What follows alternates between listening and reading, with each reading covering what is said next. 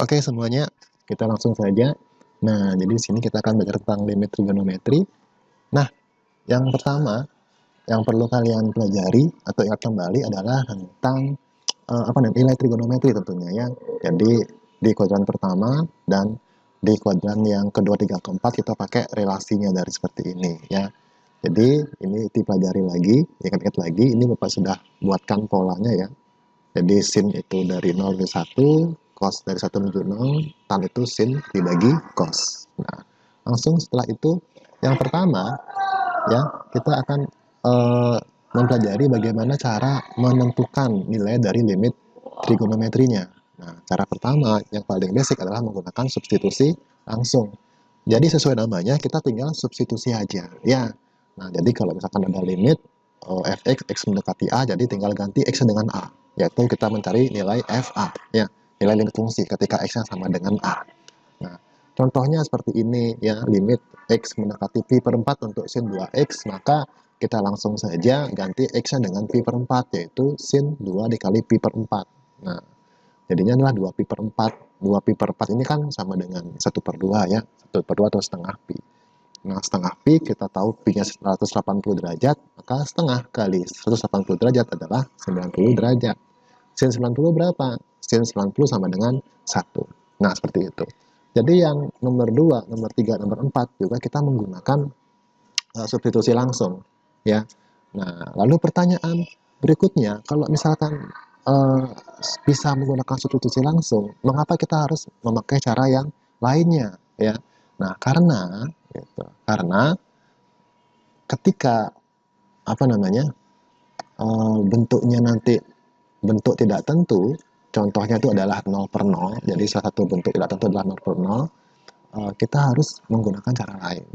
Nah, oh ya, di sini ada sedikit tambahan dari Bapak ya, terkait tentang limit trigonometri, yaitu uh, pi sendiri itu kan dapat kita artikan sebagai dua entitas yang berbeda ya. Pi pertama yaitu ya, pi radian ya, itu merupakan satuan sudut yang nilainya sama dengan 180 derajat. Nah, entitas lagi satu ya, wujud lagi satu adalah pi itu sebagai konstanta yang merupakan nilai dari keliling dibagi diameter satu lingkaran yang nilainya 3,14 sekian sekian sekian seperti itu. Ya, jadi nanti kita harus cek lagi kapan sebaiknya kita pakai memandang pi itu sebagai sudut, kapan memandang pi itu sebagai konstanta. Contohnya seperti soal yang ini. Ketika kita berikan soal limit x mendekati pi per 3 untuk sin 3x per x. Nah, ini kita gunakan cara substitusi aja ya. Mengapa? Karena hasilnya bukan bentuk tidak tentu. Karena kalau kita substitusi jadinya sin ya 3 dikali x-nya berapa? X adalah pi per 3. Nah, seperti itu. Dibagi dengan x-nya apa? Pi per 3. Nah, lalu setelah kita substitusi, kita nggak buat lagi tulisan limit x mendekatinya. Nah, di sini kita bisa sederhanain. Coret, coret. Nah, sisa adalah sin pi. Sin pi per pi per 3. Nah, di sini pi yang di belakang sin itu merupakan wujud pi dalam artian sebagai sudut, yaitu sin 180 derajat seperti itu ya. Nah, di bawahnya itu kalian jangan ubah menjadi 180 bagi 3 itu 60 derajat, jangan. Tapi tetap buat dia sebagai pi per 3 seperti itu. Atau ntar disederhanain 3 dua ke atas. Nah, atau 3 dikali sin 180 itu 0 per P. Nah, seperti itu.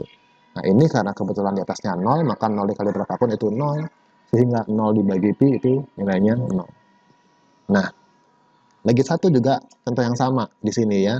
Jadi ketika kita substitusi, maka menjadi 1 dikurang cos 2 dikali pi per 6 gitu kan ya. Dibagi 3 dikali x-nya apa? Adalah pi per 6. Nah, di sini kita lanjutin, kita sederhanain dulu ya. Cos, ini kan sama-sama kita bagi 2, ini 2 bagi 2 1, ini bagi 2 3. Sehingga nilainya pi per 6. Di bawahnya kita sama-sama bagi 3 ya. 3 bagi 3 1, 6 bagi 3 adalah 2. Sehingga di bawahnya adalah pi per 2. Nah, sama dengan yang tadi, cos pi per 6, maka pi per 6-nya kita anggap dia sebagai suatu sudut karena di depannya ada cos ya. Kalau depannya cos, belakangnya kan pasti menentukan suatu sudut ya, misalkan sudut ya. Karena kita tahu P itu 180 derajat, maka cos pi per 6 adalah 180 dibagi 6, yaitu 30 derajat. Nah, di bawahnya tetap kita tulis pi per 2, seperti itu. Ya, sehingga kalau kita lanjutin, cos 30 itu berapa sih? Kita lanjutin ke sini ya. Cos 30 itu berapa sih? 1 dikurangi setengah akar 3, gitu ya. Wah, sorry, di sini ada kekeliruan ya. Bukan cos pi per 3, sebentar, bukan cos pi per 6. Sorry, kita hapus dulu. Ini pi per 3 tadi ya, sorry. Oke, kita perbaiki. Ini kan sudah jadi 3. Pantesan kok ada yang aneh gitu ya. Ini 180 dibagi 3 adalah 60 derajat. Jadi cos 60 berapa? Ya, betul, setengah.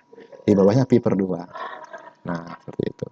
Pi per 2. Lalu 1 dikurang setengah, itu nilainya setengah. Ya, dibagi pi per 2. Nah, ntar kita bisa sederhanakan.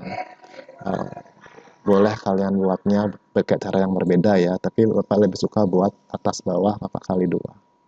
Seperti itu ya, setengah kali 2, 1, pi per 2 kali 2, pi. Jadi hasilnya adalah seperpi. Nah, seperti itu untuk metode substitusi langsung. Jadi tinggal kita substitusi aja, ya tinggal substitusi aja. Kalau misalkan dapat bentuk 0 per 0, maka baru kita pikirkan cara yang lainnya. Nah, seperti itu. Next.